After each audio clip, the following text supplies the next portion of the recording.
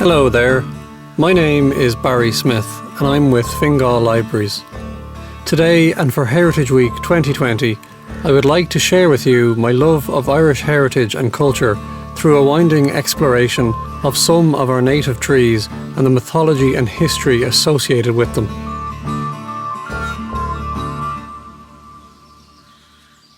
Trees have a special place in our world. They inhabited the earth long before us and have been instrumental in helping us throughout our evolution.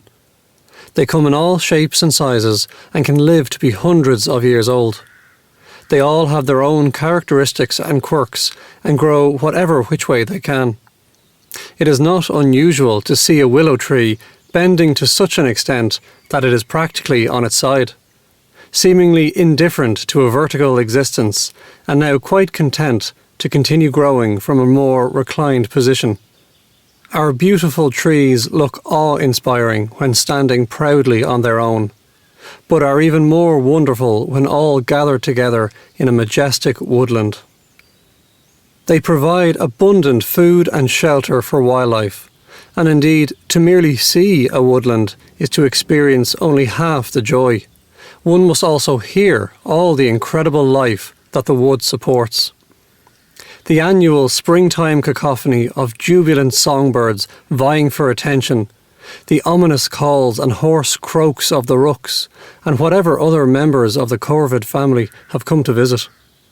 An ever-present buzzing of wings as pollinators go about their vital work, certainly paying an interloper such as yourself no heed. And should you tarry in one place for a while, the suspicious creatures that inhabit the undergrowth, who would stop dead upon hearing your approach, will assume you have vanished, and continue their noisy rustling and doing whatever it is that such creatures do in the undergrowth, which is altogether too low down for us to investigate. This wealth of interconnecting life is possible due to trees. And once there was a time when we understood our place in that world, rather than in this world which we have created, largely and regrettably disconnected from nature. For once we relied heavily on that world, and we developed a very close relationship with trees. They provided us with food and medicine and wood for fire, for houses, weapons, tools, and the all-important boats that allowed us to navigate the rivers when dense forests made the land impassable. Such was their immense value that people began to venerate and worship them. Some trees became focal points for society, and land was identified and known by the trees that resided there. Such was their importance to people's sense of identity that trees became centerpieces of mythology and folklore. Mythology was an essential component of life to our ancestors. It assisted in answering nature's questions, provided meaning for life's mysteries, and gave people a sense of belonging by rooting them to the landscape. And that seems like as good a place as any to begin this journey, by looking at the mythology and legends associated with a small selection of trees, 7 to be precise. After which we shall casually examine, very casually mind you, the potent influence that trees had on our ancestors through our ancient Ogham alphabet, the veneration or worship they attracted, the pages dedicated to them in the native Gaelic legal system, their contribution to the naming of places throughout Ireland, and their generosity in providing medicines to both our ancestors and to us today. So to not leave you mentally stranded and wandering around early medieval Ireland, we will quickly and quietly make our way in the direction of the 16th century, a devastating time indeed, where entire forests were harvested like corn. Before finishing up, we will explore the science of what actually happens in the woods. However, I preemptively confess that I use the word science loosely. Finally, and in an effort to shake you out of the lamentations that will inevitably be stirred up during our foray into the 16th century, we will look at the commendable modern-day efforts being carried out by individuals and organisations to reforest Ireland with its native broadleaf trees. By way of a disclaimer, this will not be an intensive lesson in tree studies or dendrology. It will not be a user's guide on how to correctly identify trees, nor will it be offering advice on where and when is the best time to plant trees. It will be filled with trees nonetheless, but in the context of their connection to Ireland's heritage. So let's take a wee look and ramble through some of what was, what is, and the excitement of what is to come.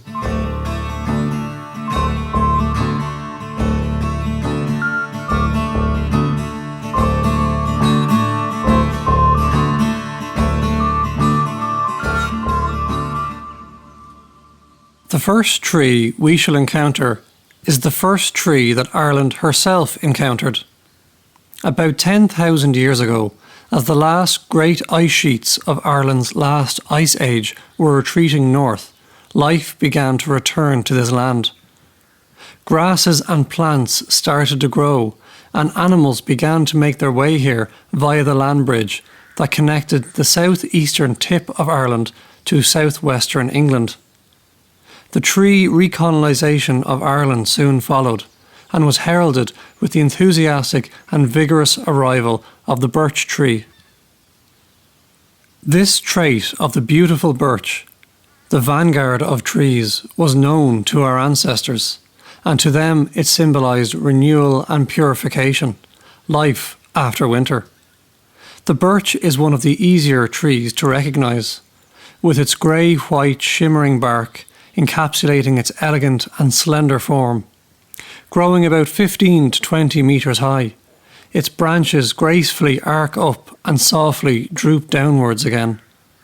The birch is a very accommodating tree, full of vitality. It encourages other life to follow it. It has sparse foliage, so the light can readily pour through to the ground below, and when the birch loses its leaves, they fall to the earth and provide rich nourishment for the other trees, plants and flowers. In the pursuit of driving out the unwanted spirits of the past year, our ancestors used twigs and branches of the birch because of their purification and renewal attributes. This tree was associated with youth and love. We see this in several of our myths, such as when Cuchulainn was a boy.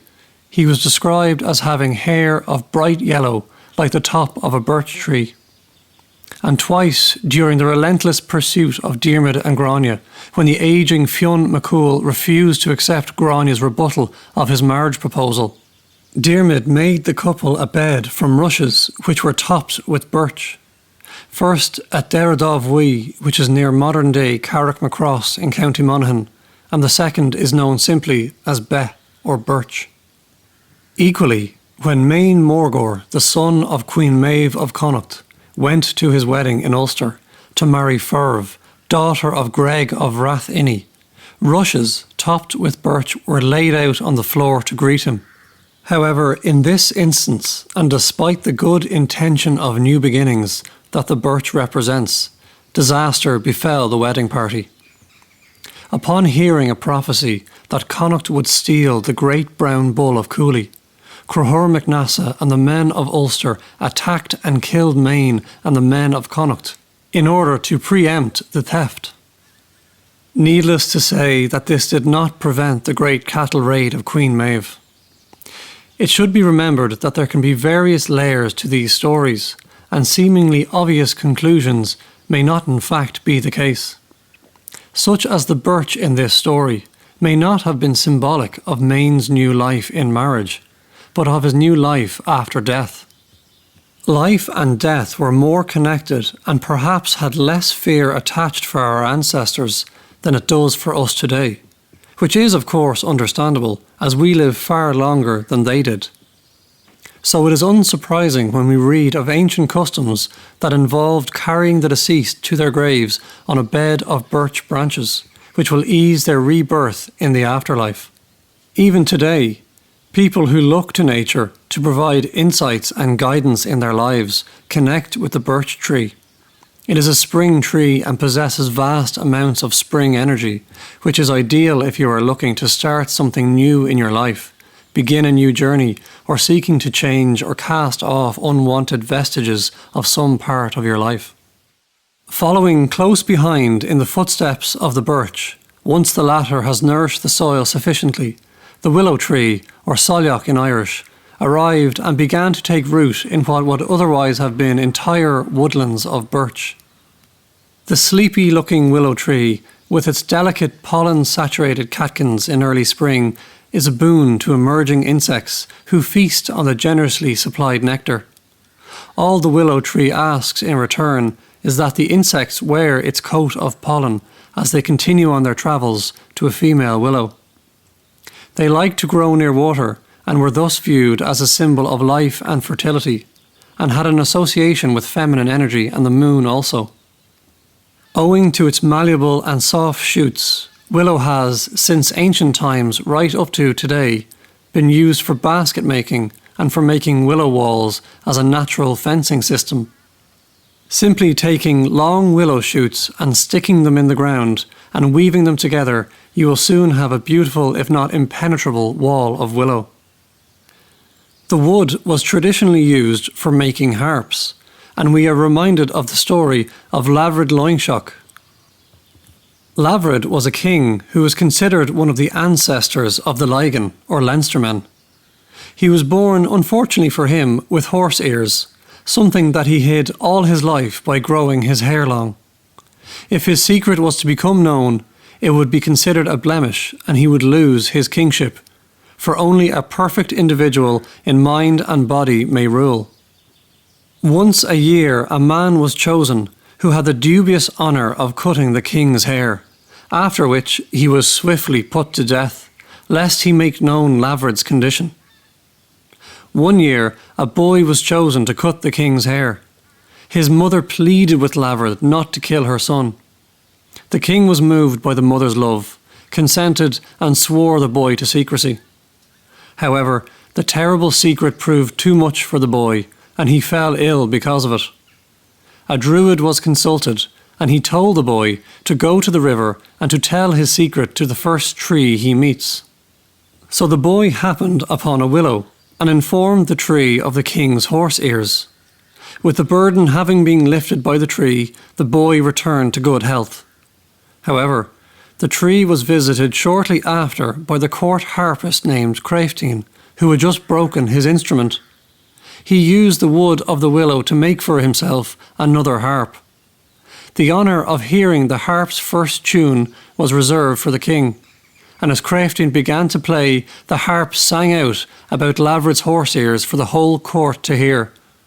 His secret finally revealed, the king was overcome with shame for all the men he had put to death. For those more in tune to nature and who connect with it on a deeper level, the energy of the willow encourages us to move forward. Like the water and rivers that it prefers to grow beside, the willow allows us to move on and to work through pain, grief and sadness. It encourages emotions to rise to the surface so they can be dealt with.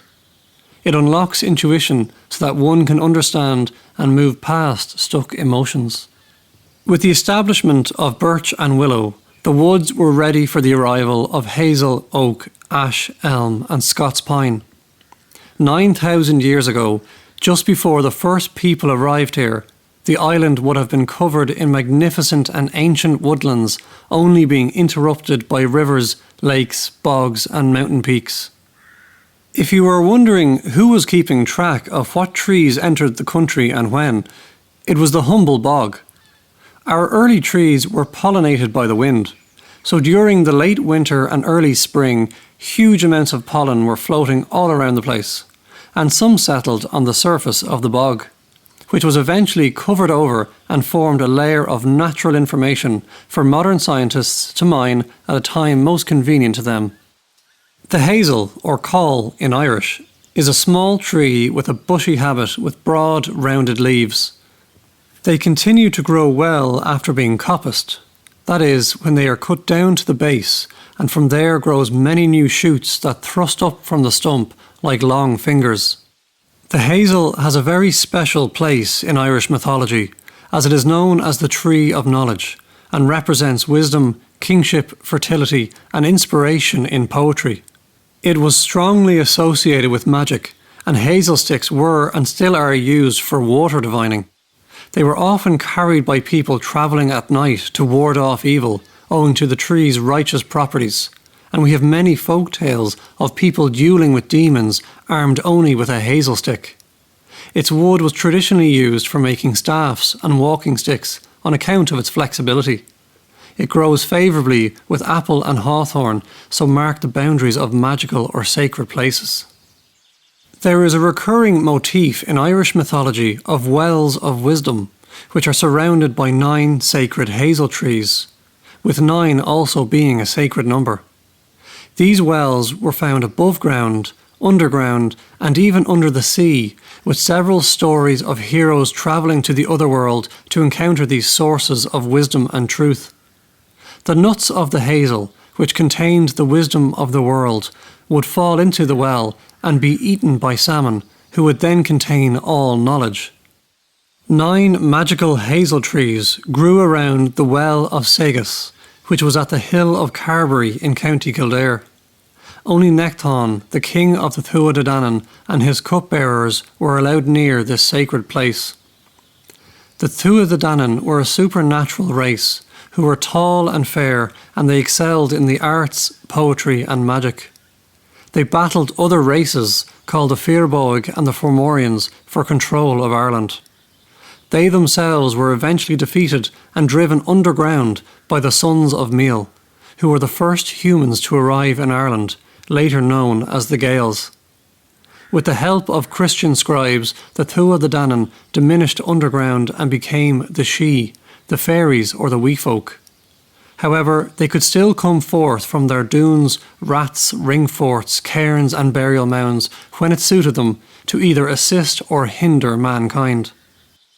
So it was that Necton's wife, Boan, ignored this edict and heedlessly strode up to and around the well.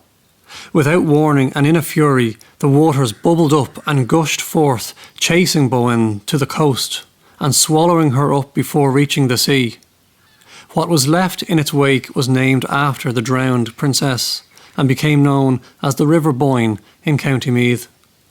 The salmon of knowledge that the well contained was released into the Boyne and spent some years evading the fishing line of the poet Finnegas, who knew of and sought the fish's wisdom.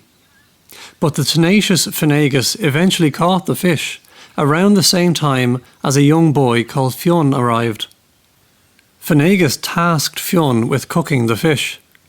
As he did so, he saw a blister arise on the fish's skin, so Fionn pressed it with his thumb, but it burst by accident.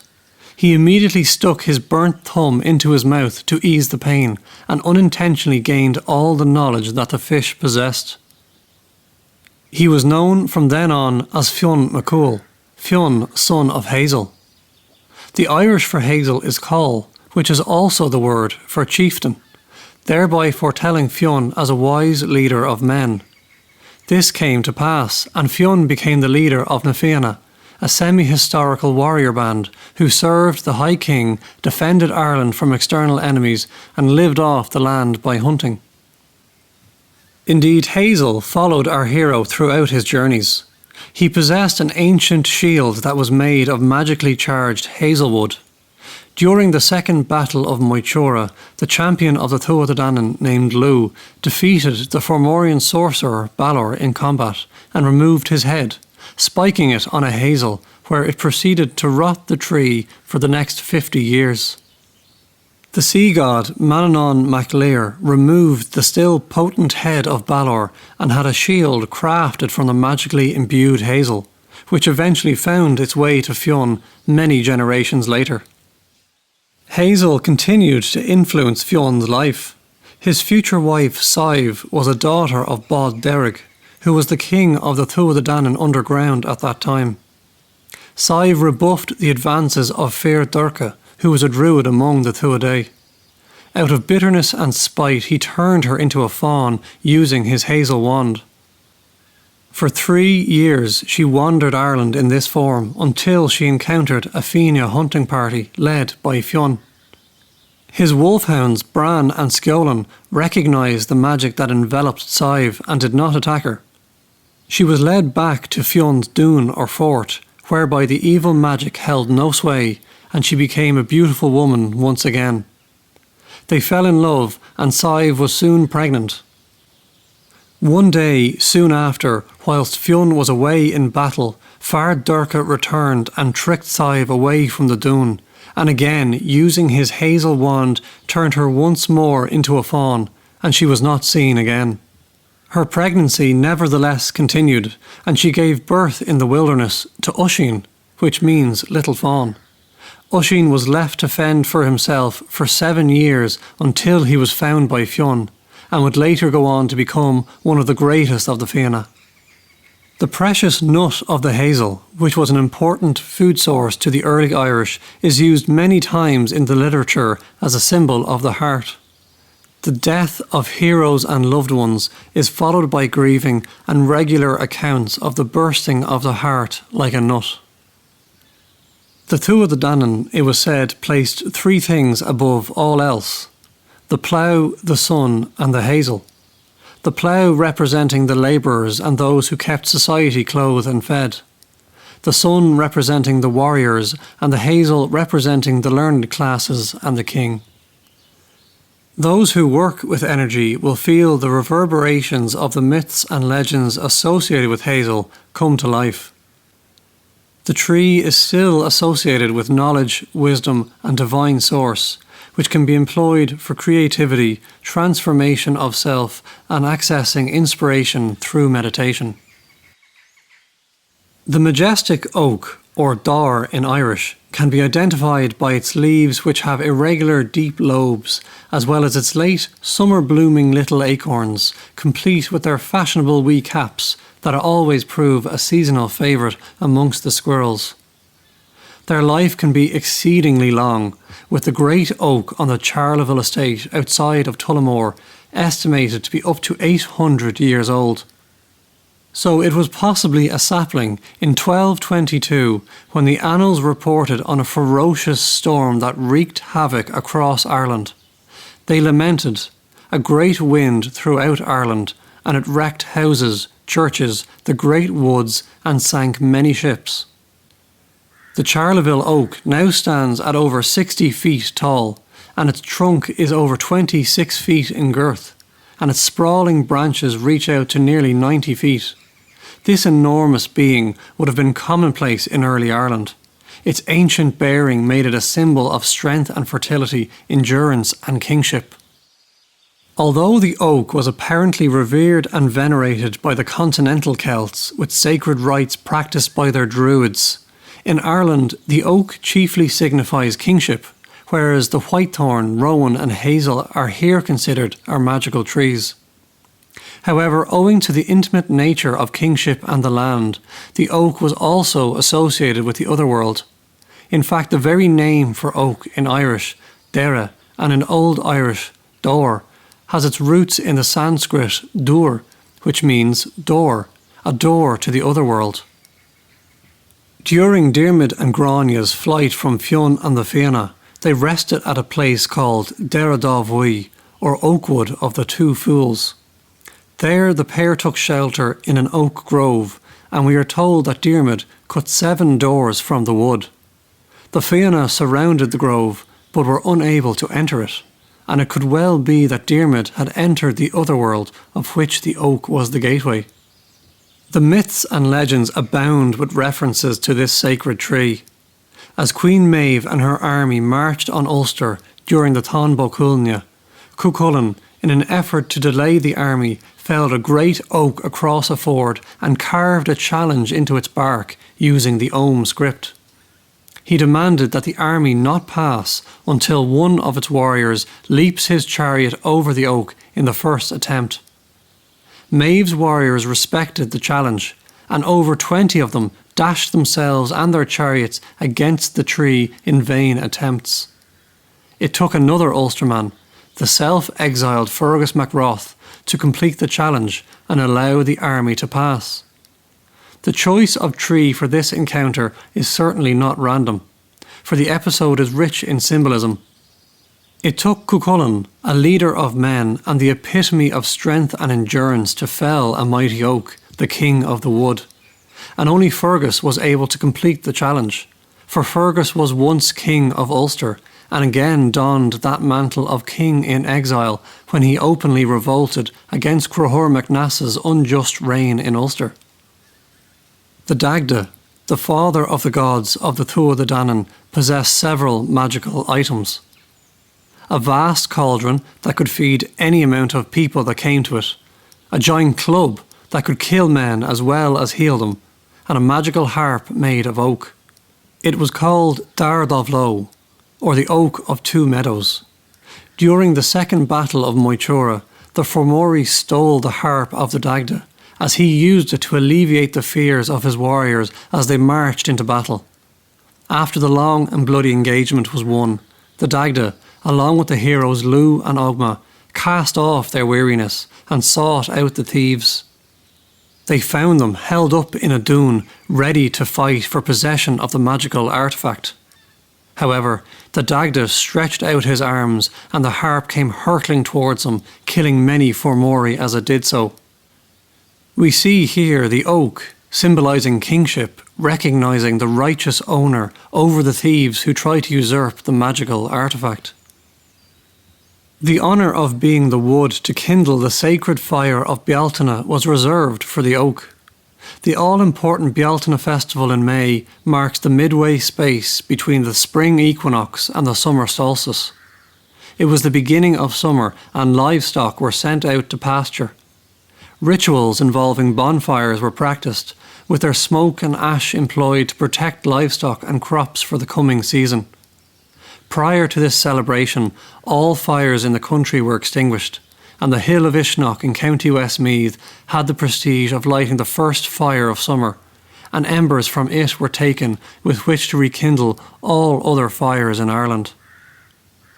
For those seeking to connect to the energy of the oak, they will find its namesake of the door appropriate, as the oak is the gateway to inner spirituality and strength.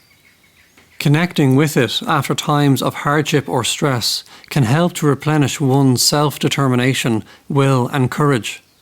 A powerful tree indeed, and unsurprising that it has attracted so much magical and sacred attention over the millennia. The ash, or Finchoga in Irish, grows freely in many hedgerows and grows particularly well in the Midlands. It is our tallest native tree, and you will be able to spot it during the summer, as it is the last tree to come into leaf. The ash, like the oak, is fantastic at facilitating biodiversity and supports over 40 different species of insect. In recent years, however, the ash has suffered terribly from the fungus commonly known as cholera or ash dieback. The disease, which has swept through Europe, gets into and damages the innermost layer of the bark, which the ash relies on to transport nutrients around the tree. Thousands of ash trees identified as having it are felled in an attempt to restrict the spread.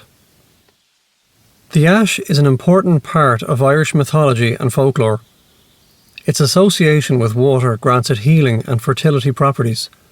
Its wood, known for its strength and flexibility, was and still is used to fashion staffs and walking sticks, some of which are believed to ward off evil spirits.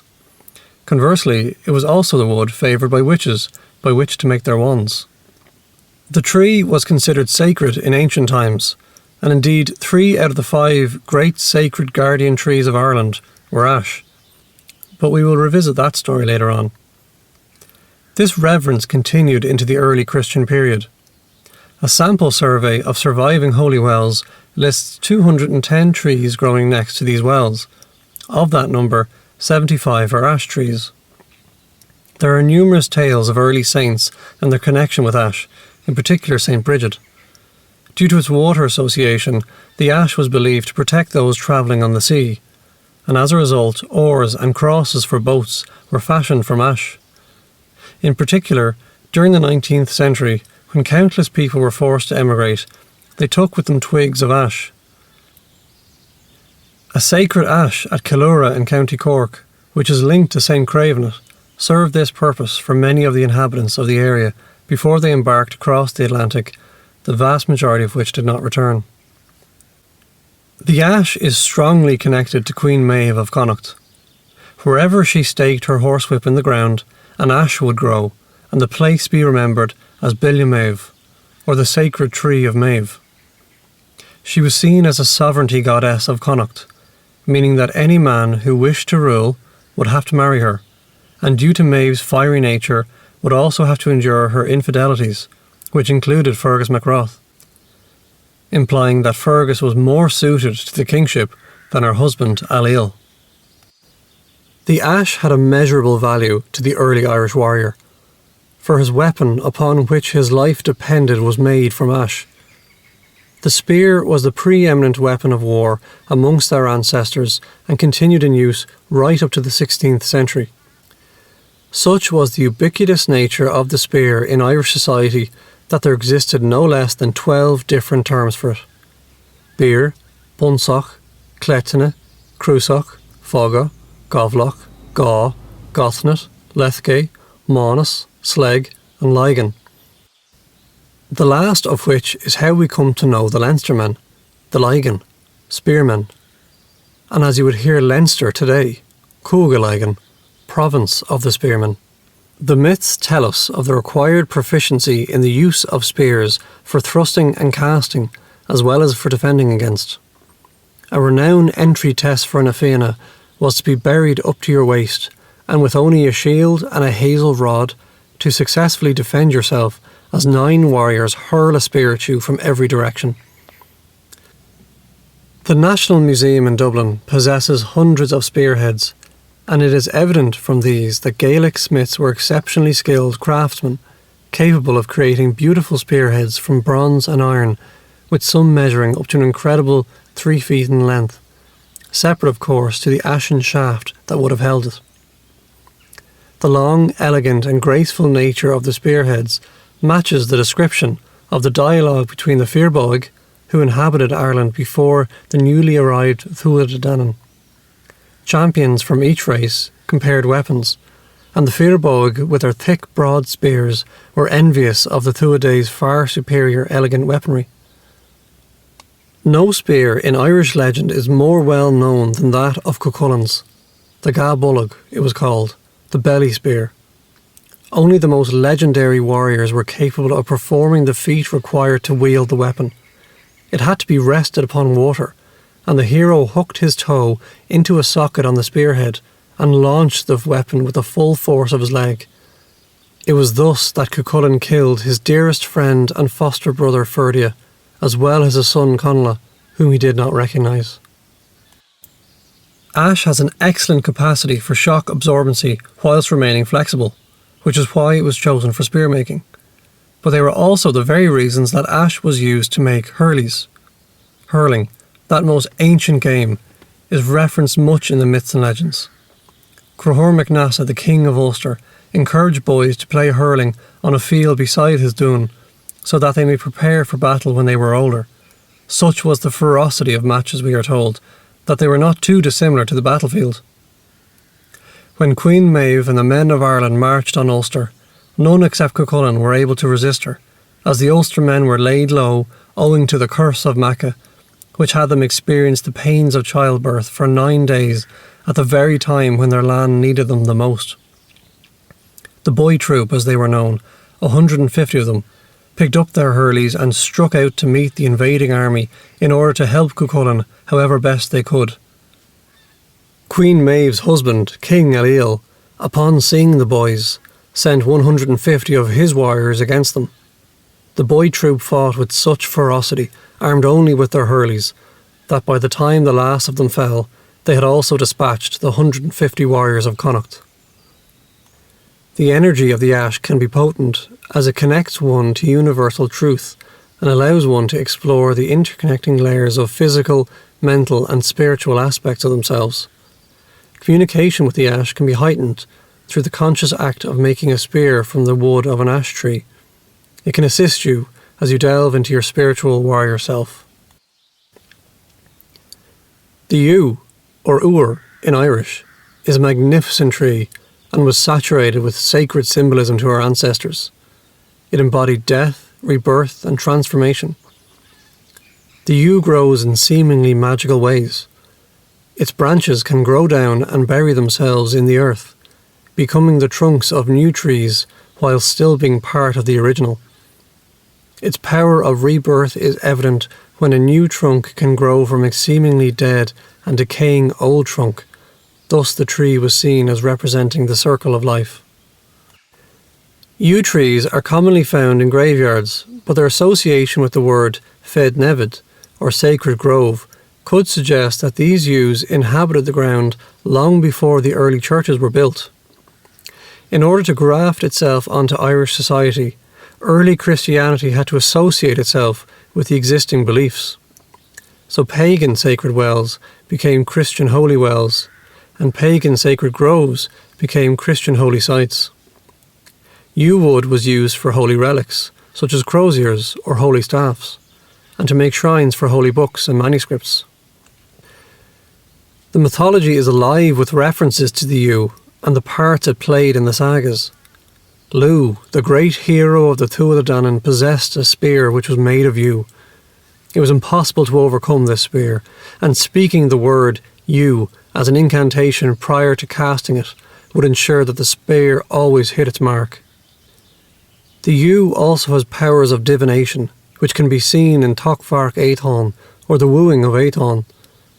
When Mither, the son of the Dagda of the Tuatha Dé Danann, elopes with the mortal queen Éithon, her husband, the High King Ochid, is furious and spends years searching for her. Finally, his druid inscribes Om on 4 rods of yew, and through the act of divination locates Mither in his underground dún at Brileth at Ardagh Hill in County Longford. Na Fianna also had associations with the yew. They had a giant vat made from it which could hold beer enough for 600 men. They equally had more sinister encounters. They were attacked by evil spirits whilst travelling through a yew valley, and in another yew wood, Fionn was given foresight and witnessed the final destruction of his beloved Fianna, which came to pass at the Battle of Gower in the valley between Tara and Screen in County Meath. The yew was not considered evil, but it did have a strong association with death. The story of the yew of the disputing sons concerns a mortal king named Aliel Ollum, who was unfit to rule, as was evident from the land rejecting him by refusing to grow grass for his herds. So he coveted the raths and dunes of the Shee, another name for the now diminished Tuatha Dé Danann who had been driven underground generations before. Aliel and his retinue spied 2 of the Shee, Oghaval and his sister Anya. The king surprised the pair, fought with and killed Oghaval, and forced himself upon Anya. During the struggle, Anya bit off her attacker's ear, and with a howl of pain and rage, Aliel drove a spear through the body of Anya as she lay defenceless on the ground. Incensed by this brutal injustice, the Shee, led by the battle goddess known as the Morrigan, devised a plan of revenge. Using their sorcery, they conjured the most incredible yew tree that was said to allow 300 warriors to rest under its branches, and they placed it on the border where several kingdoms met. The greedy mortals naturally all vied for this otherworldly tree and asked King Aliel to proclaim a fair judgment on who should possess it. Aliel, to further demonstrate his unjust rule, gave a false judgment and awarded the tree to one of his sons. Outraged, the kingdoms waged war on each other, and a great slaughter was unleashed at the Battle of Magmacrev, where it was said that all the heads of Ireland fell, including all of Aliel's 7 sons. Their revenge sated, the Shee faded back into their world. Uncoincidentally, energy work undertaken with the yew can lead one to the spirit realm and to places within self that can assist with transformation.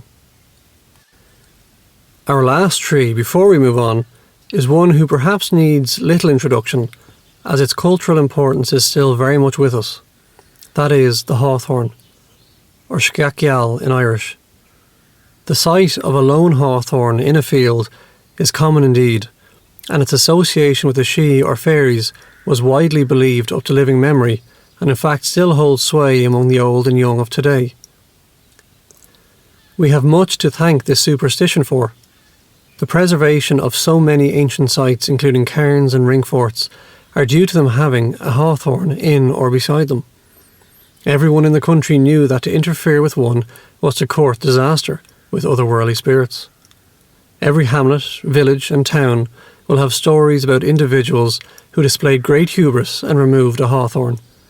Needless to say, they all suffered for their transgression, and the punishment can vary dramatically, ranging from cows going dry, to a lisp developing, to your home being burned down, to losing your mind, and even being found dead in your bed the next morning. Thus, because of fear or veneration, the hawthorn became the most revered tree in medieval and early modern Ireland. Regular gifts were placed under its branches, such as offering milk from a newly calved cow. The tree features prominently with the early saints, and the hawthorn is the most common tree to be found beside holy wells.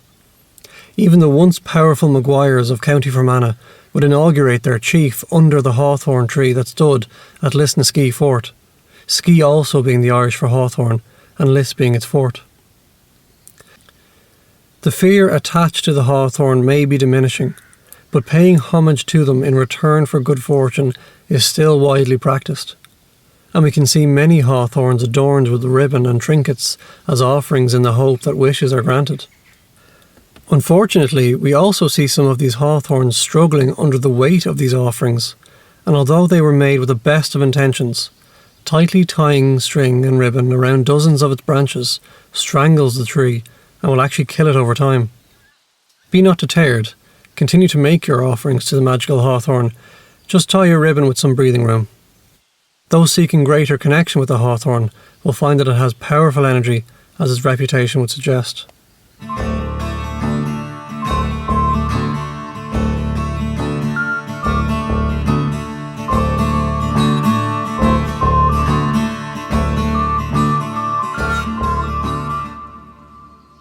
This was only a selection of trees chosen, and much more could be said about them, as well as all those that we did not mention.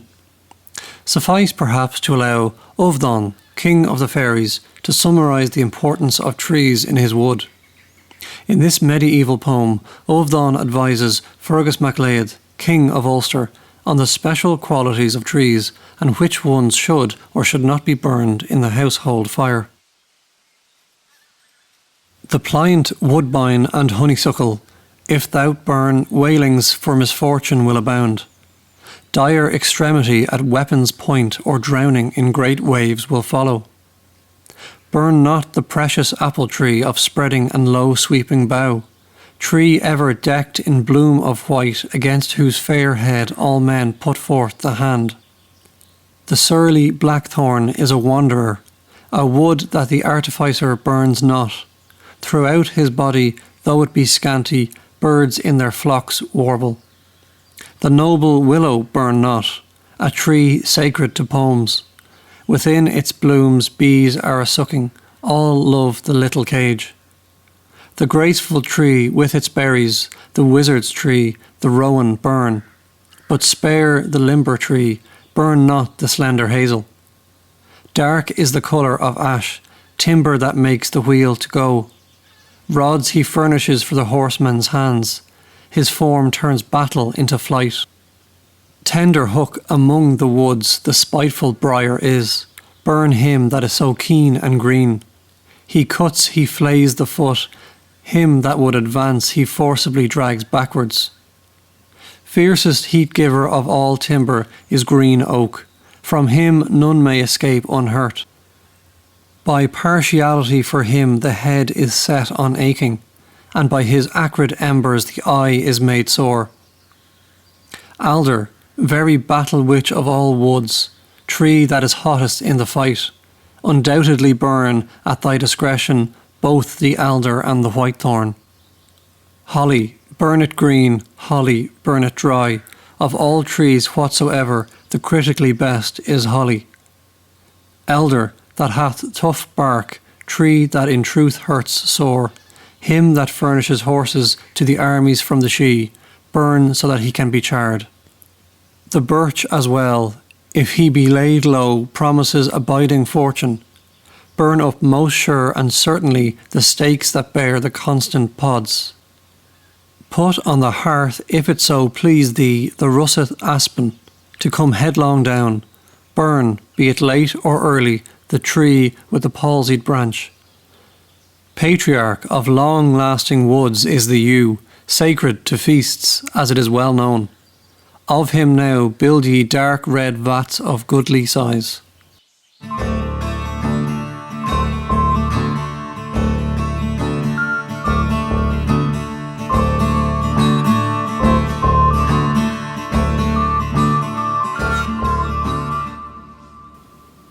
A measure of the high regard in which trees were held by our ancestors is our native alphabet, which is known as Ogham.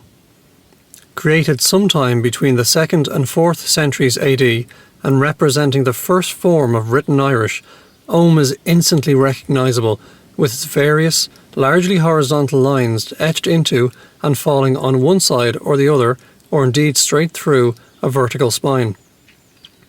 It is said that Ogham was created by Ogma, the god of eloquence and literature, and a great champion of the Tuatha Dé Danann. One of his epithets is Grian Éanach, sun-face, and it could be alluding to the divine inspiration known as Imbas Forosne in Old Irish, that shines bright within him. Imbas Forosne was a great gift of prophetic knowledge or clairvoyance that was possessed by the File or poets of early Ireland, as well as some heroes such as Fionn McCool. Hundreds of examples of Ogham have survived, all of which are on the medium of stone, and are mostly located in the south of Ireland, predominantly in Kerry and Cork. University College Cork has a fine collection on display in what they call their stone corridor. Most stones have a short message inscribed on them, such as a personal name or an individual and their affiliated tribe or territory. They do not appear to be grave markers, owing to the lack of burials beneath them, so more than likely represent territorial markers or commemorations for prominent people in society. Ogham stones are also found in places of Irish settlement or influence, such as Scotland, Orkney, Wales, the Isle of Man, and several in Cornwall and Devon. Two manuscripts provide us with the key in translating Ogham, for indeed if we were without them, we would have no foundation with which to begin to try and decipher this ancient text. The Ora Sept Nehekis, or the Scholar's Primer, from the 7th century, and the Inlower Ogham, or Ogham Tract, in which the Briother Ogham, or Word Ogham, is found. The alphabet is based on the trees of Ireland. Each letter, or sigil, of which there are 20, is called Feda, which means tree. 8 of the 20 can be directly matched to the names of specific trees, but the remainder require more deduction. Their description is more poetic and alludes to an aspect of a certain tree. For example, we have Luas, which means flame, and can be attributed to the rowan, with its berries of bright flaming red. This method was not employed to confound those who followed. It is simply evidence that Ogham is a wonderful embodiment of our ancestors' approach to explaining life. They did not categorize the things that surrounded them, such as we today are obsessed with doing. Everything was taken together to better explain and understand nature, the world, and people's sense of belonging. Ogham was not simply a mechanism for relaying the written word. It was a beautifully imagined system of conveying meaning, symbolism, and magic, as well as a literary device. Ogham is read from bottom to top, such as one would climb a tree, and it follows the seasonal cycle. So the first letter and tree of the alphabet is B for birch, which is the first tree to wake up after the winter, while the rest of its companions continue their slumber a little longer. This is followed by L for Luas or rowan, and continues until we get to I for ear, or the yew tree. References to Ogham are littered throughout the myths and sagas. In the Voyage of Bran, written in the 8th century, the tale follows Bran MacFeeval, who receives a vision from the otherworld and sets out with 9 companions across the sea on a quest akin to that of the Greek hero Odysseus, where he meets the sea god Manannán mac Lir and encounters strange and wonderful lands. During his voyage, Bran commits over 50 quatrains of a poem on wooden rods using ogham. Using the ogham as we understand it today would require a huge amount of rods, so this seemingly simple statement could imply that the ogham might have been used in a more complex way if required, and a single character being employed to convey greater meaning than merely a single letter. Ogham is also used regularly in the Táin, with Cuchulainn writing many messages to the advancing armies of Queen Maeve. So too do we see it being employed to relay secrets. Ogma, the creator of Ogham, used the script to tell Lugh of his wife's infidelity. Similarly, Lovna informs Fionn MacCool of his wife's disloyalty. Ogham seems to have been chiefly used for inscriptions of spells and for funerary rites. We read of heroes being laid to rest and their names being written in ogham on rods of aspen and placed in their graves with them. Again, we have a glimpse of ogham being used for more than just the letters that we understand make up the alphabet, and possibly with certain symbols being used in a funerary context conveying a different meaning. It could well be that ogham had two applications. The first being the face value of its letters that the educated in society would have understood, and the second, that the letters had additional meanings and symbolism that only the elite were privy to.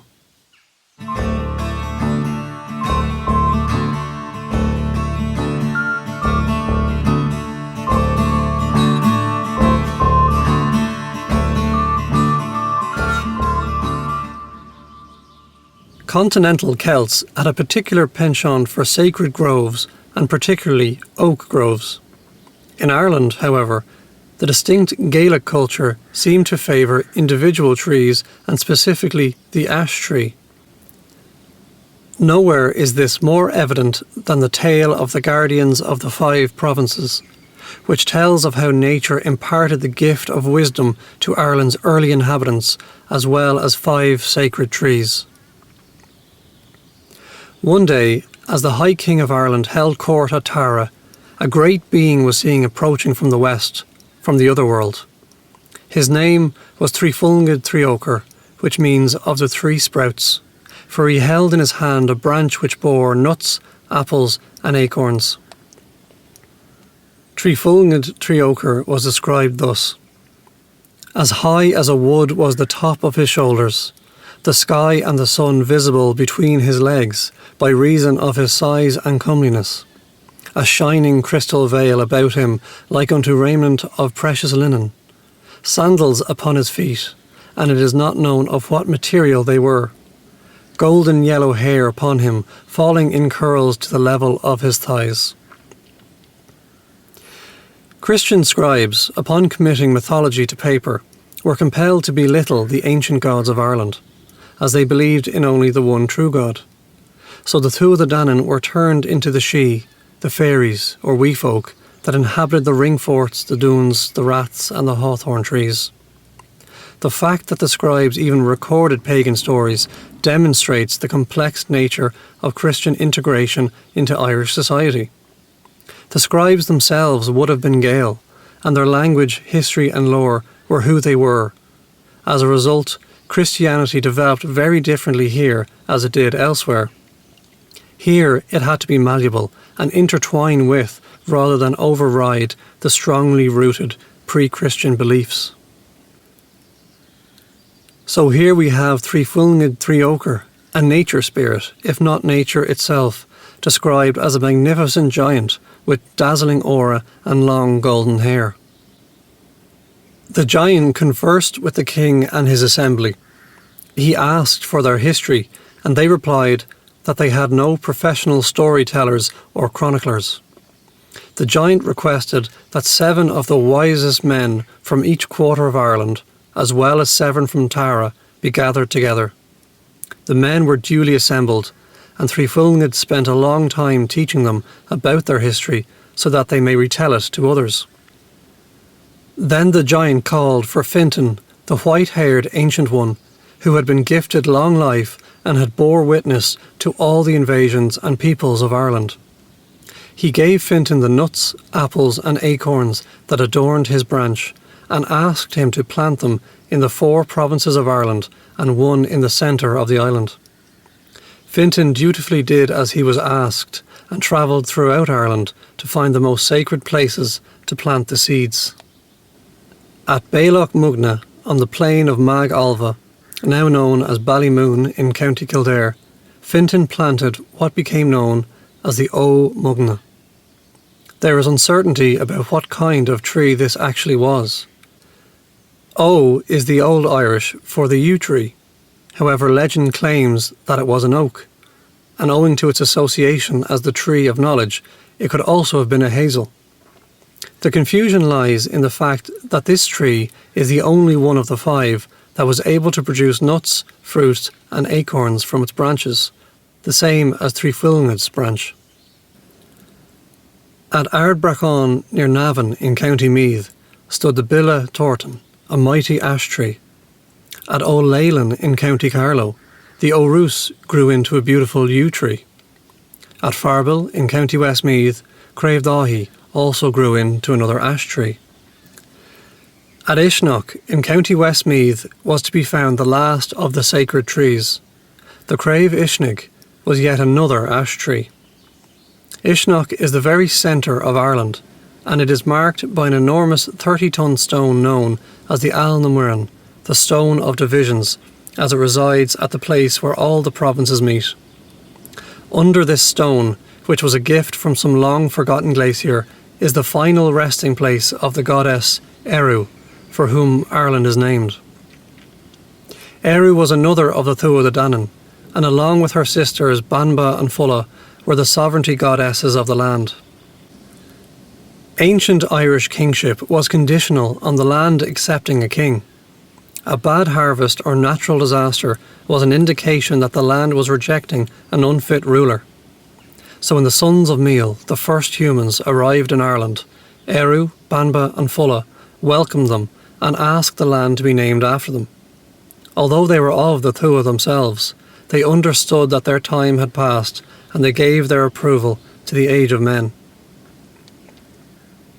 These 5 sacred trees would have been major regional focal points for the populations.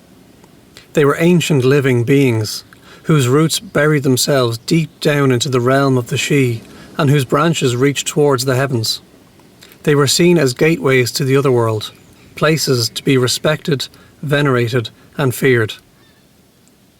As we heard earlier, the Irish for oak, dera, has its roots in the Sanskrit dur, which means door, which uncoincidentally also provides the root element for druid, that class of society that could commune with the trees and the other world. As well as the 5 guardian trees, there were many other sacred trees around the country that provided the same anchor for the communities. Places to gather and address matters of importance to society. The long life of these sacred trees that spanned many generations of people added to their intrigue and cultivated their image as sources of wisdom and knowledge.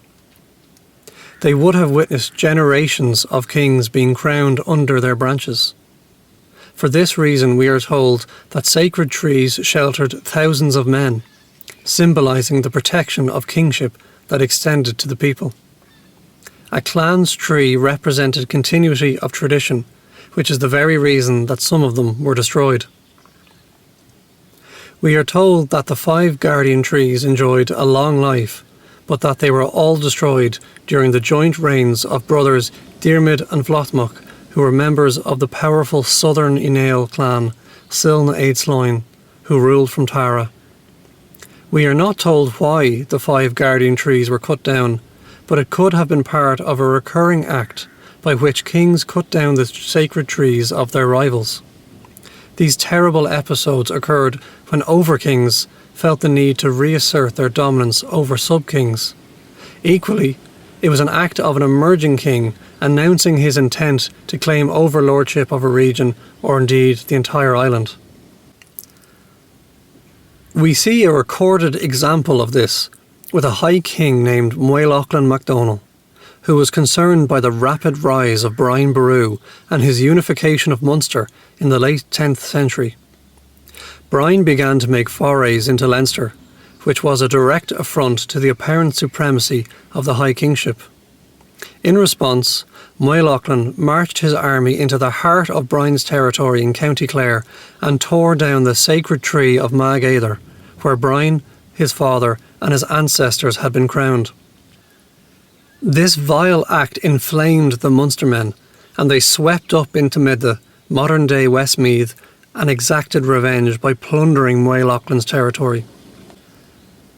Brian himself also employed this tactic, and after defeating the Norse Vikings of Dublin at the Battle of Glenmawma in 999 AD, the Munster army marched on Dublin and extracted tribute from the defeated inhabitants.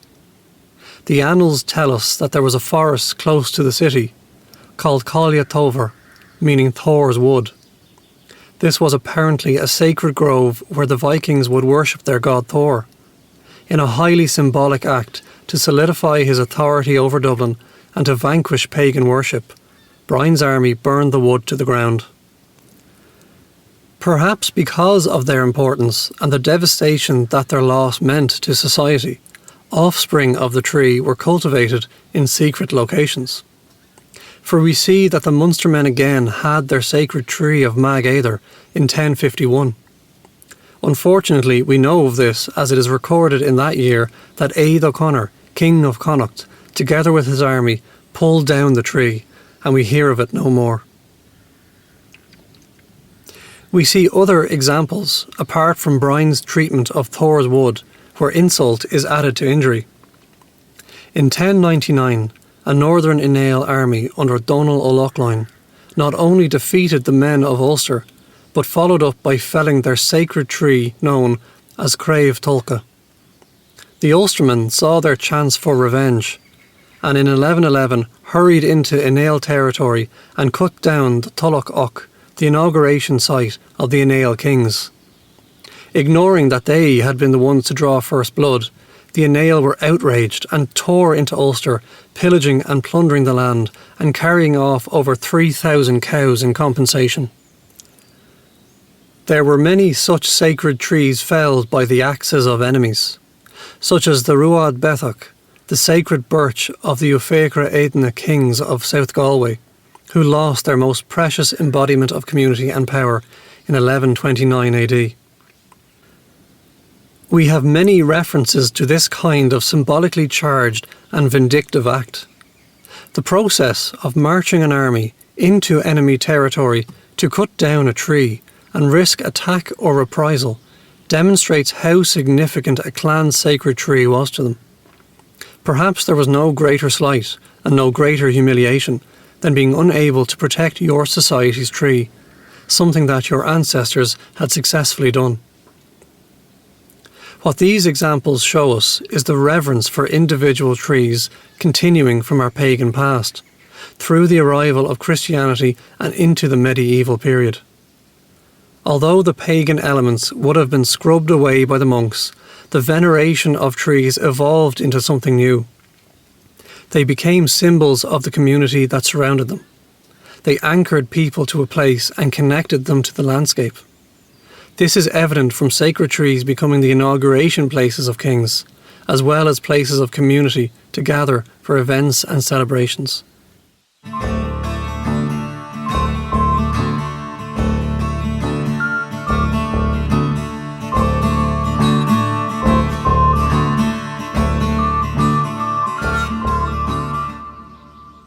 The importance of trees to early Irish society was mirrored in Ireland's legal system, known as brehon law. Brehon law is thought to be one of the oldest surviving legal systems in Europe.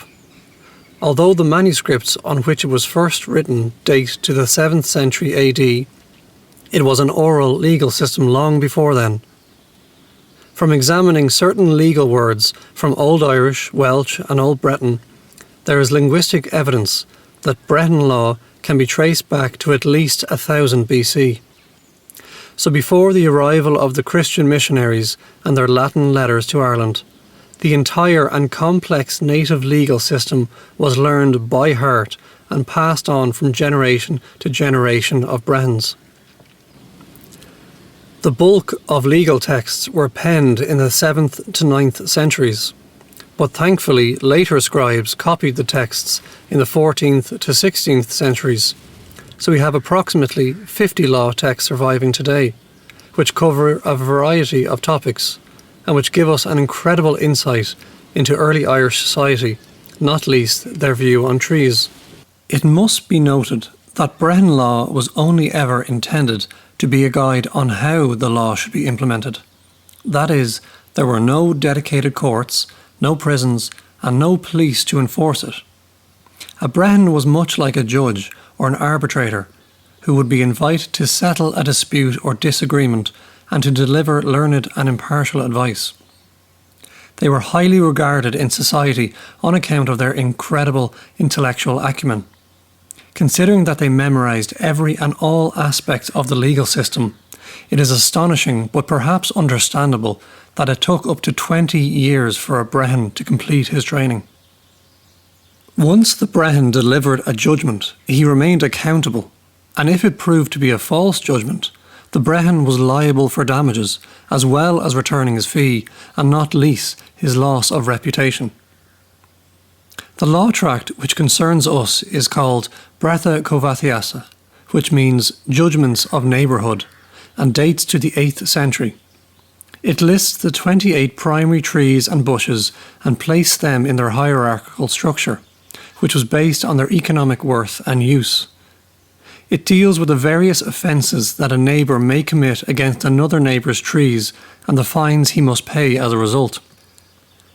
The severity of damages are distinguished into 4 categories: cutting off a branch, cutting at the fork of the tree, cutting the tree down at the base, and finally completely uprooting the tree, known as extirpation. The law arranges the 28 trees into 4 classes, the most valuable being Arig Fedo, or the Lords of the Wood, or as they are less poetically known in modern academic circles, Class A.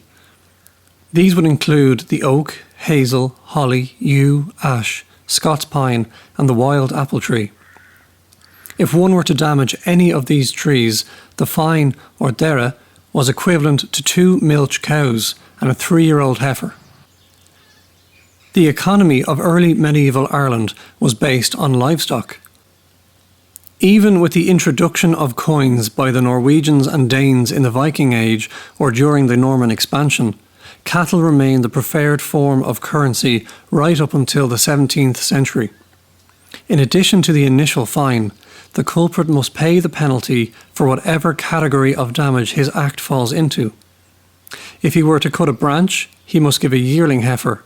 For fork cutting, a 2-year-old heifer, and for base cutting, he must give another milch cow.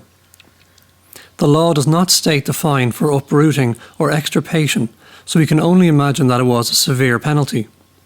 Perhaps by having no precedent, it was leaving the potential penalty open to be devastating, depending on the individual and the situation. So what makes these 7 trees the Lords of the Wood, and how did the humble apple tree make it into this category? The oak is unsurprising. The quality of its wood is unsurpassed amongst its peers. Early churches were constructed of wood, so it is natural that they would use only the best timber. There are many references to churches being called Dera Teach, or Oak House. Another legal text refers to the most sturdiest type of fencing being oak fencing, or Dara Im. It must be noted that oak houses and fences would have been the reserve of only the very wealthy. The bark of the oak was used in the tanning of leather. The law states that if someone removes bark without permission in order to tan a pair of woman's sandals, he must pay a fine of a cowhide, which is no small amount. If the bark thief tans a pair of men's sandals, he must give over an ox hide. His punishment does not end there, however. Further, he must apply a mixture of clay, cow dung and milk to the wound of the tree and monitor the tree until it is deemed that new bark is growing. The oak's other great value is in the acorns that it produces. Acorns provide a rich diet for the purpose of fattening pigs, which were an important food source for our ancestors. Despite its relatively small size, hazel was invaluable to the early Irish. The nuts it produced were a welcome addition to their diet, especially during the winter months. For this reason, it is referred to as brehon, the hospitaller or food provider of the wood. Hazel rods were also an essential building component. Quick-growing, pliable and strong, the rods were used for constructing house walls, enclosures and fences.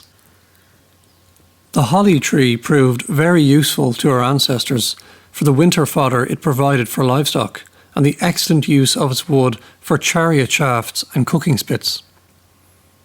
And the yew tree's importance was in the versatility of its wood in making household objects, and it was therefore known as the yew tree of artefacts. It is easy to see why these trees were important to early Irish society. They enabled them to build their houses. Their fences, which protected their livestock, allowed them to feed their livestock as well as themselves. The importance of the ash tree was due to its supplying the vital spear shafts that armed most early Irish warriors, as we previously seen. It was also known as the support of a king's thigh, which means that the chairs and thrones of kings were made out of ash. So too did it make yokes for oxen and oars for boats.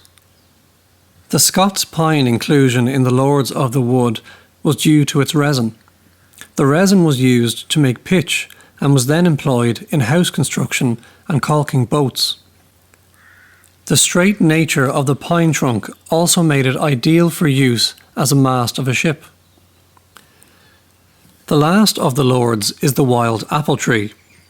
Its fruits would have been an important addition to the diet of our ancestors during the autumn and winter. So much so that a legal passage informs us that to destroy the apple tree of someone of high status would incur a penalty of 10 milch cows, an extraordinarily high penalty. We need not delve fully into the other three classes of trees, save for mentioning them. The Athig Fedó, or commoners of the wood, included the likes of alder, willow, whitethorn, rowan and birch. Reasons for their inclusion are not always explained, but can be surmised from references to them in the texts, such as the use of alder in shield making. Willow, although a light wood, was used for the building of impermanent houses which were common in Ireland.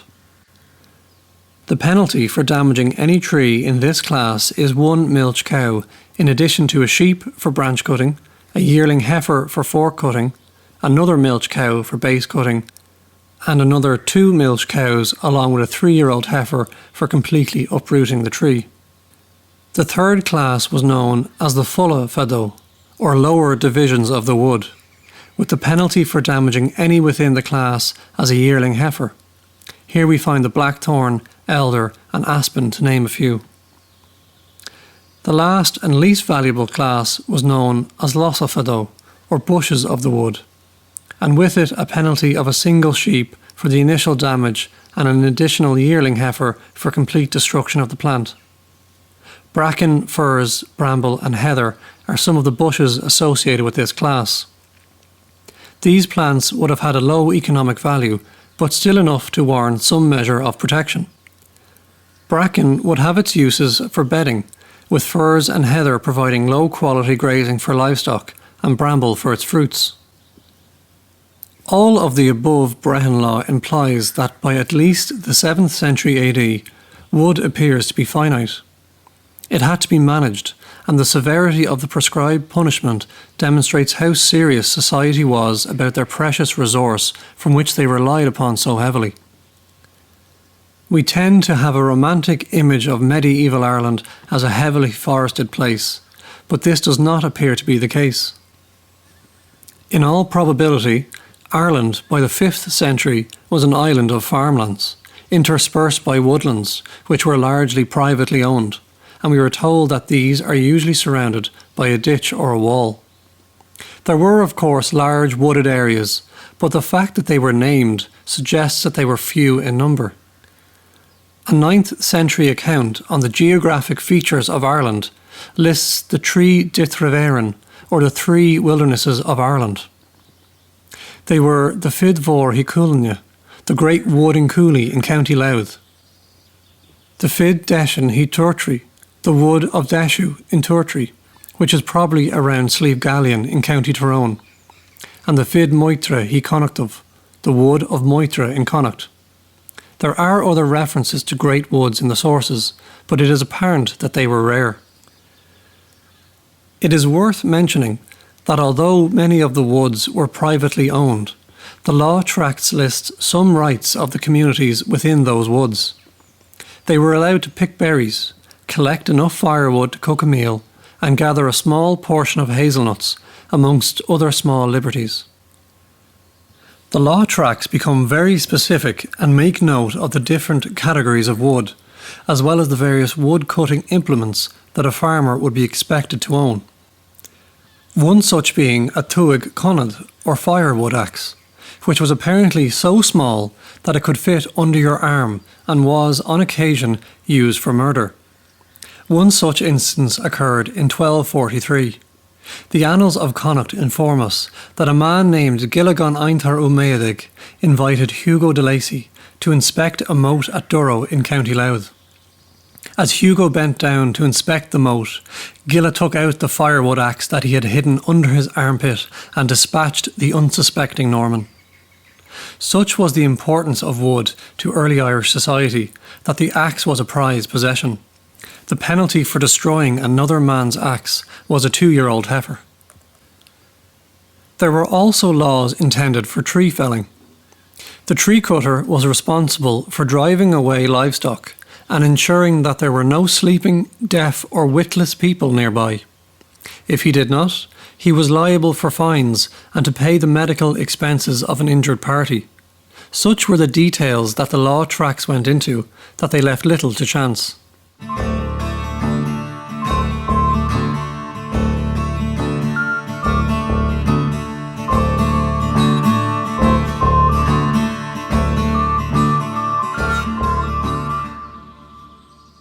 Although our landscape is now largely without trees, they very much remain with us in our place names. There are over 60,000 townlands in Ireland, and of that, over 13,000 are named after or have an association with trees. Here again, we see how trees helped people to anchor themselves to a place, to give them an identity. Fear not, we are not about to embark upon an exhaustive list of townland names, save for but a few to demonstrate the point and also to show the persistent eloquence in Irish culture when it comes to the naming of places or things. The Oak, Dar, provided over 1,500 townlands as well as 2 counties with names. County Derry, or Dere, means an oak wood, and County Kildare, or Kildara, translates to Church of the Oak. Ballasadair in Sligo, or Baile Osadara, is the town of the waterfall of the Oak. Adair in Limerick, or Othdara, is ford of the Oak. Derrynane in County Kerry, or Dera Fionnon, Oakwood of St. Fionnon. Derrynasira in County Laois, or Derrynasora, Oakwood of the Craftsman. The yew is the next most common tree in Irish place names and can be spotted in either of its forms. O, spelled EO, and Ur, IU for the Ur. County Mayo derives its name from the yew. Muio, the plain of the yews. Drimo in County Laois, or Drim-O, is the ridge of the yews.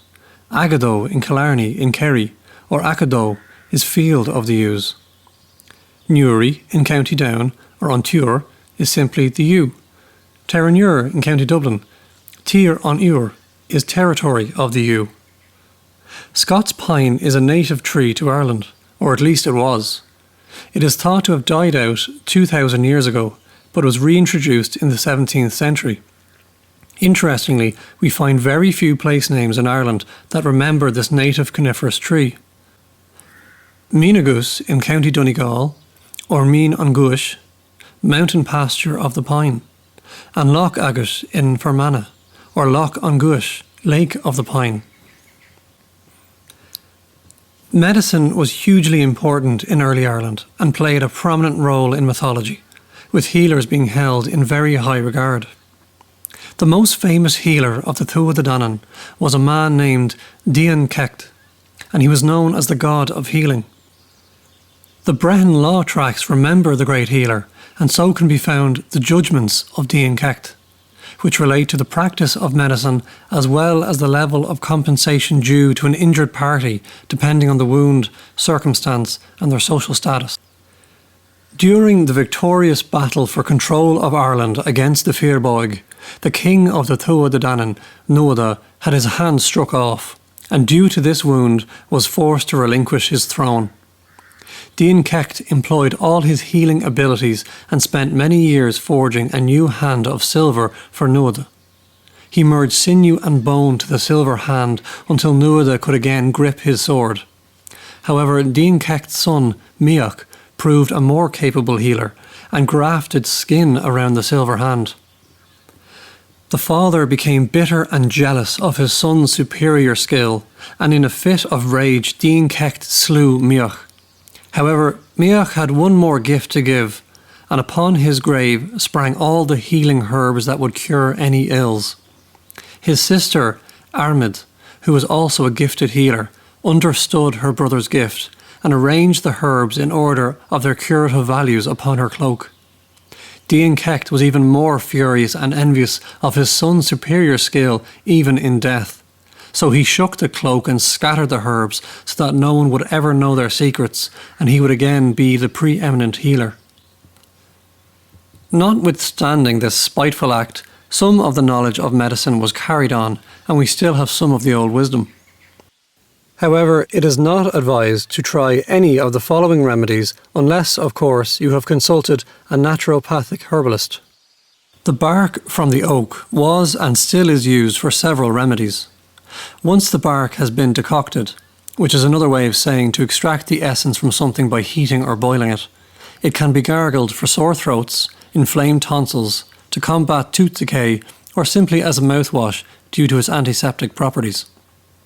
It can also be used externally for minor burns and skin issues such as eczema, and even as a snuff for nasal polyps. There are even recipes for a cream that can aid in the treatment of hemorrhoids, should one find oneself in such dire need. And returning to our lovely birch, the coloniser who made it possible for all others to follow. In a marvellous mirror image of how the birch balances the pH of the soil, when ingested as a tonic, it is superb for detoxification. The leaves can be gathered in bud or when fully open and used to make a tea or a tincture.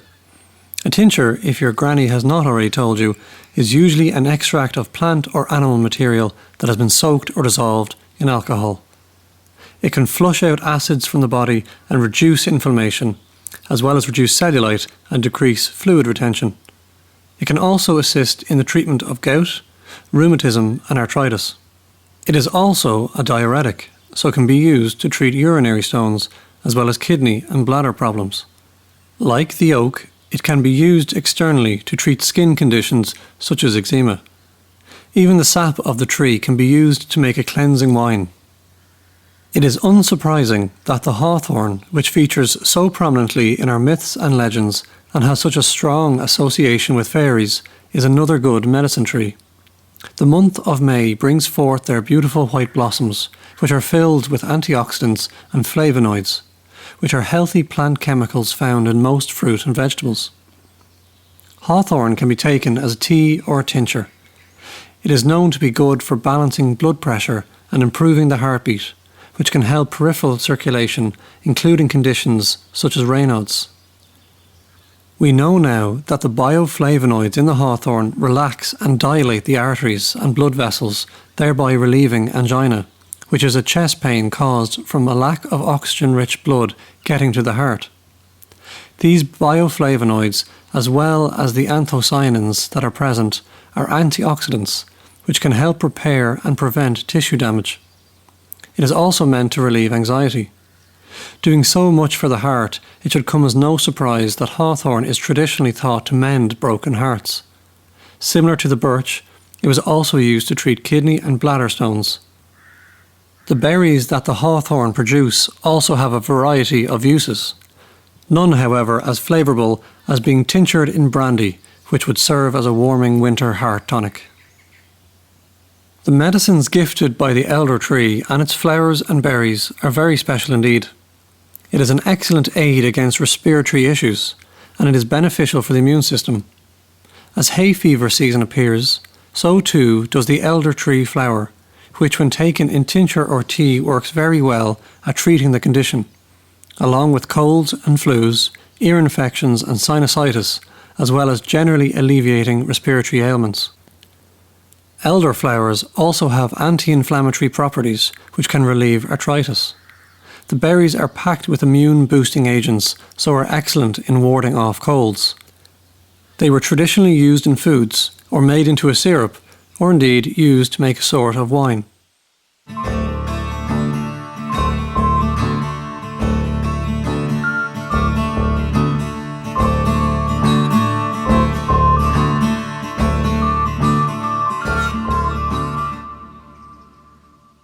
So, you have all thus far listened very politely, held your questions or criticisms, for which I am grateful, and hopefully even widened your eyes, raised your eyebrows, and nodded approvingly at some hitherto unknown fact that you've just learned about trees.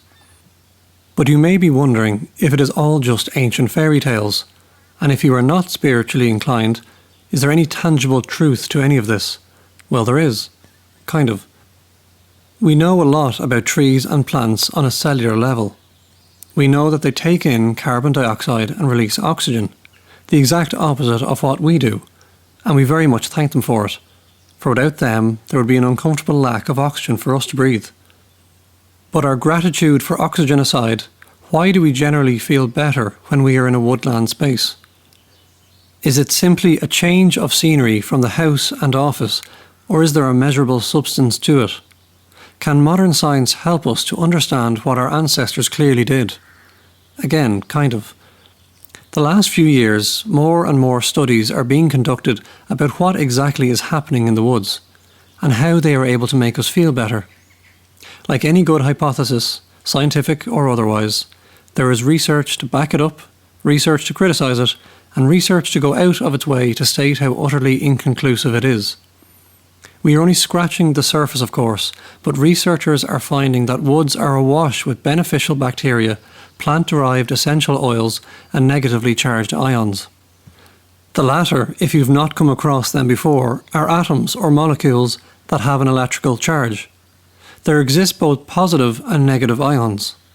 Positive ions being more prevalent in an urban environment, and negative ions abounding to a greater extent in nature. That is undoubtedly an oversimplified summary of a complex relationship, but it is sufficient for our needs here. These negatively charged ions are everywhere in nature. They are emitted from the growth of trees and plants. They are in the ultraviolet rays from the sun, and they surround water when it collides with itself, such as rivers, waterfalls, the crashing waves of a beach, and after rain. The belief is that exposure to these negatively charged ions reduce symptoms of depression, increase cognitive performance, lower blood pressure, reduce serotonin to help with anxiety, as well as even helping children with ADHD versus an indoor activity. Knowing this, or at least beginning to know this, it is easy to see why our ancestors attached so much importance to trees and the woods they made up. They are alive. Trees are not simply a resource for human consumption. They are entities, beings that connect with us and allow us to connect with them. Regardless of how much you take to be true, there can be no doubt that something is at play in the woods. Something greater than ourselves is connecting with us at a cellular and even spiritual level. To approach such a topic as nature and the life within it armed only with a scientific mind, you will only get so far. Nature does not have defined parameters that can be mapped and tested. It is the intricacy of life itself manifested with all its wonders and mysteries.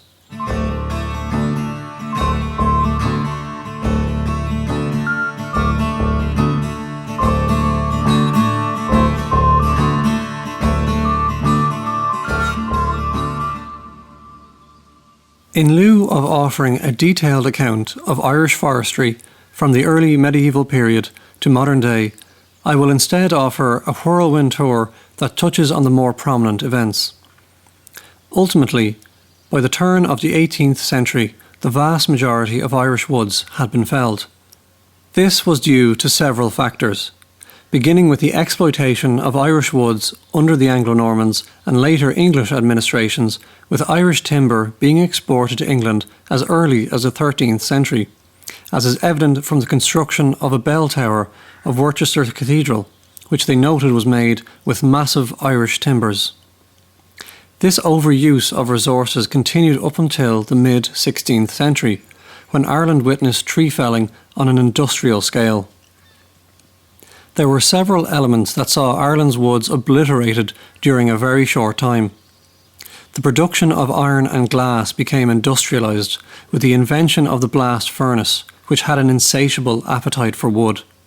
Hundreds of iron and glass working centres were recorded around Ireland during this time. Cooperage, or barrel making, was a booming industry here, and countless great oaks were hewn down to make barrels for export to the continent, especially to France and Spain. English shipwrights took extensive advantage of Irish woodlands, especially after the 1543 Forest Act under Henry VIII, when Irish forests were specifically targeted after it was revealed that there was rampant corruption in the English forest administration, and as a result, there was insufficient timber for her ever-expanding fleets. Throughout the latter half of the 16th century, Elizabeth I of England expressly ordered the destruction of Irish forests, to deprive the Gaelic clans and their warriors of shelter and as places for ambush. For it was an English proverb of the day that the Irish will never be tamed while the leaves are on the trees. The felling of the woods also meant that England could continue its extensive shipbuilding programme, whilst also making vast sums of money from the export of Irish timber. This dual incentive ensured that Irish forests were levelled at an appalling rate. So much so that by the time English traveller and writer Fynes Moryson visited Ireland at the end of Elizabeth's reign, he remarked, "I confess myself to have been deceived in the common fame that all Ireland is woody, having found in my long journey from Armagh to Kinsale few or no woods by the way, excepting the great wood of Ophelia and some low, shrubby places which they call glens." The defeat of Hugh O'Neill and the subsequent flight of the Earls in 1607 laid Ulster at the feet of the English administration, which they proceeded to extract every ounce of value out of. The successive waves of English and Scots settlers that were shipped in during the plantation of Ulster ensured that vast tracts of wood were cleared for the settlers.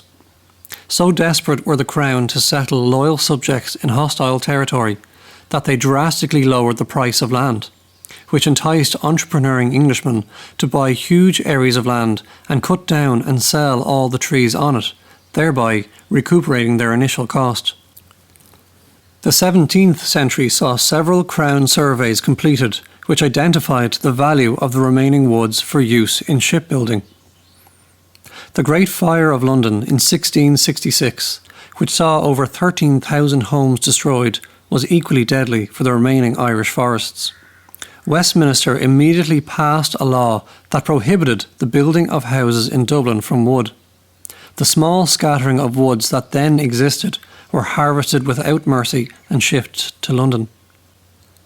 The vigour with which the English Crown carried out their task of deforesting Ireland was so complete that by the end of the 18th century, probably less than 1% of the island remained under tree cover. It had taken 200 years to clear Ireland of her ancient forests that had stood for 10,000 years. And with them we lost some of our natural treasures. The wolf, or Mac Tir, son of the land, and the wild boar, or Torc, both played significant roles in Irish myth. So too did we lose the native red squirrel, with the current species being reintroduced from Britain in the 19th century. There was a brief period of regeneration in the 18th century, when the landed gentry with their vast estates indulged in the latest European trend of forest management and the establishment of wooded parks as opposed to the manicured gardens that previously existed. Not only was Ireland largely devoid of trees by this point, but unfortunately those that remained became tainted. There was a clear and lamentable disconnect with the native Irish and their once beloved trees. This is, however, understandable as people's relationship with the land changed dramatically.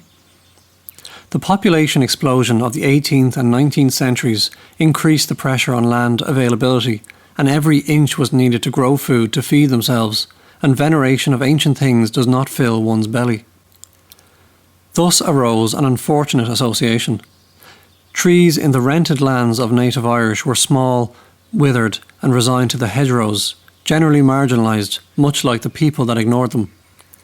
The trees of the Anglo-Irish landed gentry were, on the contrary, majestic and larger than life. They occupied huge amounts of land that could have fed thousands of Irish. The trees, it could be argued, sadly mirrored the already bitter chasm between the native Irish and the landed gentry. This can be seen during the 1880s when Michael Davitt's Land League, that demanded fair rents, fixity of tenure and free sale, employed a multitude of tactics, including the mutilation of estate trees. The poverty-stricken Irish believed that the landlords valued their trees more than their tenants, and as a result they became common targets. The pressure from the Land League yielded some results, and although the passing of the Land Act of 1881 granted some concessions to tenants, it proved an ill act for Irish trees. The Land Act transferred enormous tracts of land from landlords to tenants, but before they lost sections of their estates, a nationwide fever swept landlords and they felled the trees on the land they were losing before selling it. The trees that escaped the initial purge were then put to the axe by the new Irish owners in order to recoup their initial cost in purchasing the land.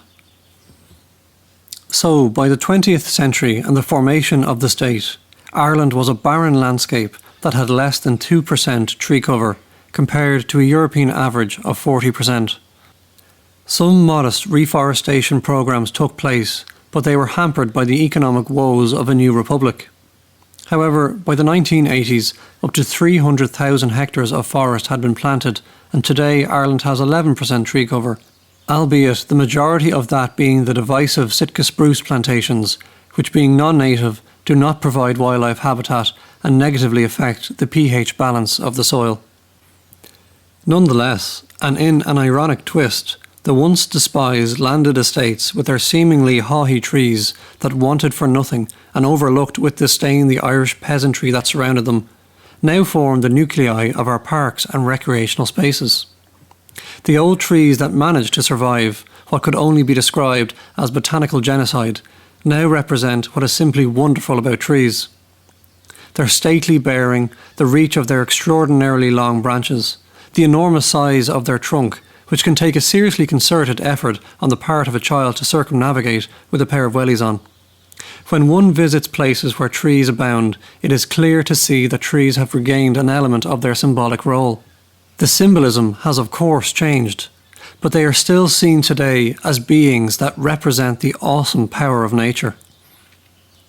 At present, there are numerous and commendable endeavours by organisations and indeed individuals to plant native broadleaf trees.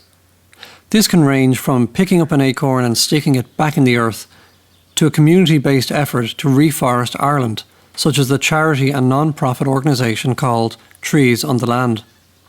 Established in 2013, Trees on the Land is a cross-border initiative covering the 32 counties. They work with farmers, smallholders, community groups, councils, schools, colleges and other landowners to coordinate hundreds of planting sites each year.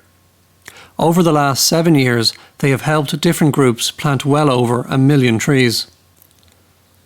People today, and in increasing numbers, have begun to develop connections with trees. Many believe that the stories and tales have more than a grain of truth.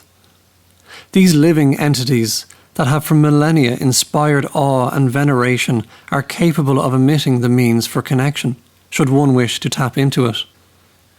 Meditation, which has become so commonplace, can be practiced with the effects dramatically enhanced when conducted under the branches of a tree.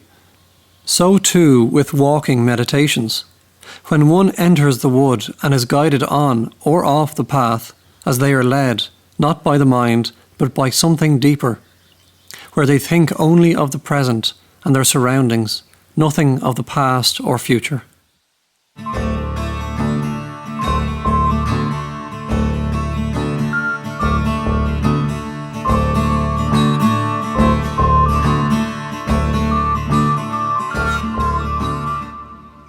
And now, I believe, we have come to the end of this ramble through the woods.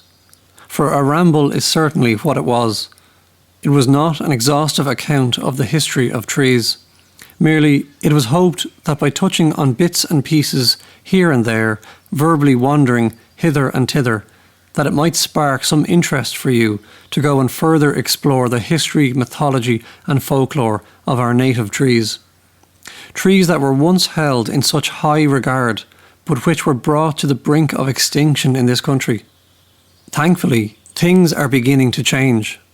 New awarenesses that were once old, and new thoughts and ideas that were once old, are budding again in people today. A gentle reawakening of the importance of our ancient wooded allies has taken root, and exciting times lay ahead as we re-establish and rekindle an ancient friendship with our beautiful native trees. Although it would be preferable to end on such an optimistic notion, the weight of reality demands that we part on more realistic and sombre terms, as despite genuine and commendable efforts, it must be borne in mind that well-established trees are still being felled with apparent little due consideration. As such, we shall part under the beautiful but poignant tree song, written and sung by Anna Tabush, who has very kindly allowed me to share it with you here. For 2,000 years we've stood, fed the soil through our roots, fed the birds with our fruits. Now you chop us down, down, down. You chop us down. We have made the air you breathe, shade and shelter with our leaves, cured ailments and disease. Yet you chop us down, down, down. You chop us down. Watch the owls fly from the trees. Watch the squirrel as she flees. Will you hear their dying pleas? When you chop us down, down, down. You chop us down. Will you know which tree you hack when you wield your deadly axe? Will you look up all the facts before you chop us down, down, down? You chop us down. When you've turned the trees to gold, when you've lost the treasure you hold, will you mourn what you have sold? When they chop us down, down, down. They chop us down, down, down. They chop us down, down, down. They chop us down. Is Misha Baramagown, agus gur raibh míle maithagmh osacht vellum inniu, agus tá súlagum gur bhíonn sibh súilt as an bhád craola. Slán go fóill.